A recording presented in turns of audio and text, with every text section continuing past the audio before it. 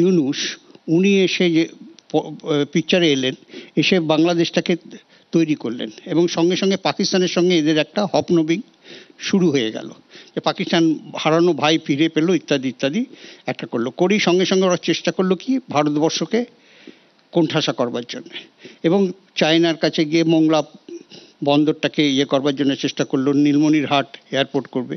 এবং এই দুটো জায়গায় যদি চায়না ঢুকে যায় তাহলে ভারতবর্ষের পক্ষে কি পজিশন হবে সেটা ওয়েল ইমাজিন, আমরা সবাই সেটা বুঝতে পারছি। এবং এইটা করবার জন্য হলো, এবং পাকিস্তান কেন এটা করতে গেল এবং পাকিস্তানের এত দরদ কেন উঠলো। কিন্তু তার আগে শেখ হাসিনা যা অন্যায় হয়েছে যা হয়েছে সেগুলো হয়েছে, কিন্তু তার সময়ে ইকোনমিক কন্ডিশন কিন্তু অনেক বেটার হয়ে এসেছিল বাংলাদেশের, রাস্তাঘাট অনেক কিছু উন্নতি করেছিল, এই বিষয়ে কোনো সন্দেহ নাই।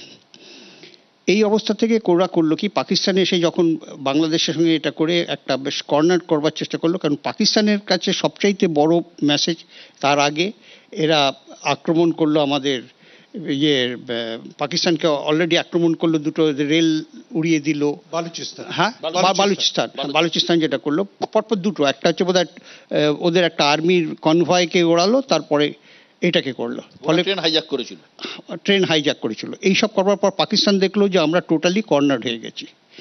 আবার উল্টে হলো কি, কাশ্মীরের ইকোনমিক কন্ডিশনটা ভীষণভাবে উন্নতি করতে লাগলো, করেছিল মানে আগে তো, যেটা আপনি অলরেডি বললেন। এখন পাকিস্তান কাশ্মীর যদি এরকম উন্নতি করে, কাশ্মীরের যে ইনবিল্ট যে টেরর গ্রুপটাকে সেটা তৈরি করা যাচ্ছিল না।